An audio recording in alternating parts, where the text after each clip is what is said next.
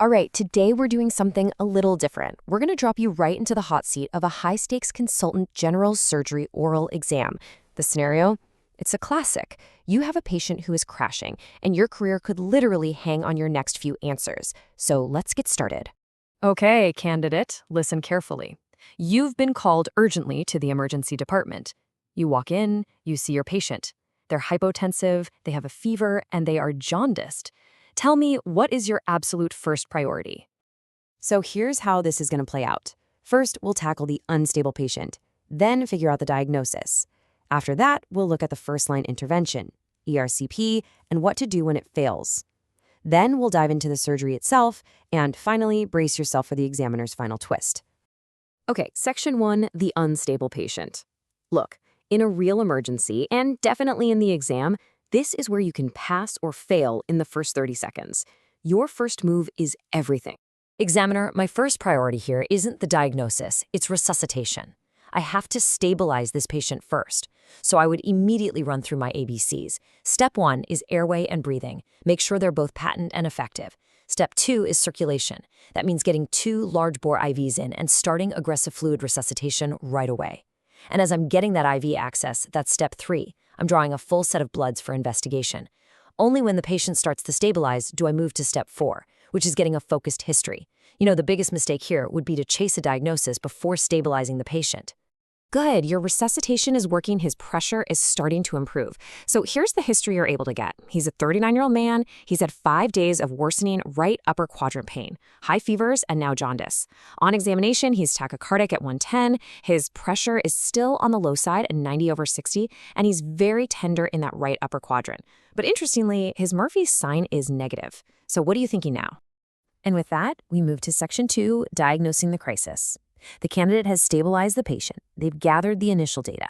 Now it's time to put all those pieces together. Okay, here are the initial blood results that you drew during resuscitation. Interpret these key results for me, candidate. Yes, examiner. Well, the most striking finding here is the white blood cell count.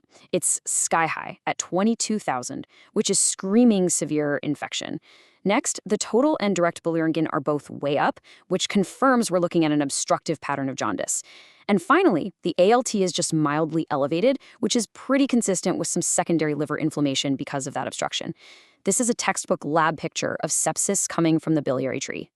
Very well. So an urgent abdominal ultrasound was done. It shows a contracted gallbladder that's full of stones. But here's the key finding. There's dilation of both the extra and intrahepatic biliary ducts. The common bile duct is enlarged. It measures 9 millimeters, and you can clearly see multiple stones inside of it. So, what's your definitive diagnosis? Examiner, when you put all of this together, the clinical picture, the labs, the imaging, the diagnosis is Raynaud's pentad. We have the classic Charcot's triad of fever, jaundice, and right upper quadrant pain, but we also have the 2 critical signs that point to septic shock, hypotension, and altered mental status. My diagnosis is septic shock, secondary to acute ascending cholangitis. This is a true surgical emergency. And that's the diagnosis. It's a life-threatening infection trapped inside the bile ducts.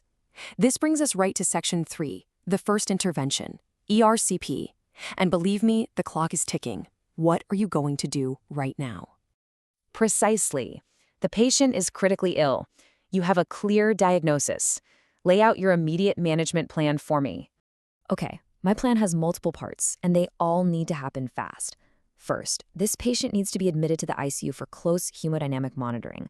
He has to be kept NPO, nothing by mouth. I'm going to continue with aggressive IV fluids and start broad-spectrum IV antibiotics immediately, but only after we've sent off blood cultures. We also need to provide supportive care, antipyretics for the fever, DBT prophylaxis. But here's the most crucial point. I need an urgent consult with gastroenterology for an ERCP.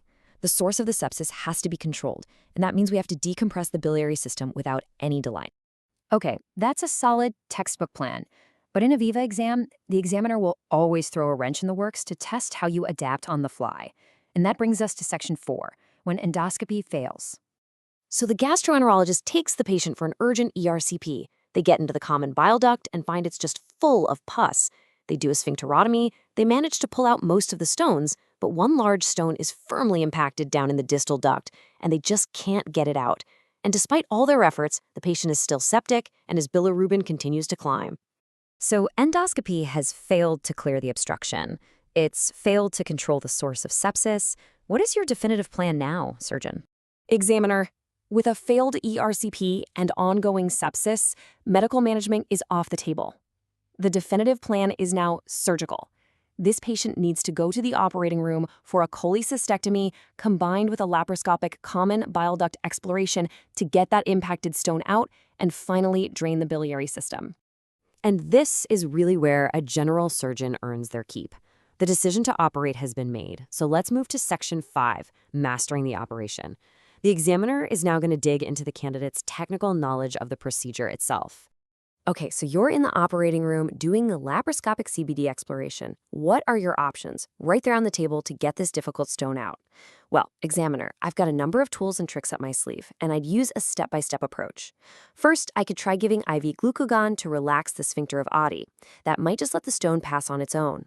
Next, a simple saline flush through cholangiogram catheter might dislodge it.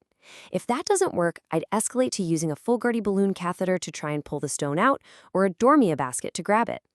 For really tough stones, you can pass a flexible choledocoscope right into the duct to see it and retrieve it directly. And if you have it, lithotripsy with a laser or shockwave can be used to break the stone into smaller pieces. Excellent. Now let's say you couldn't get it laparoscopically and you had to convert to an open operation.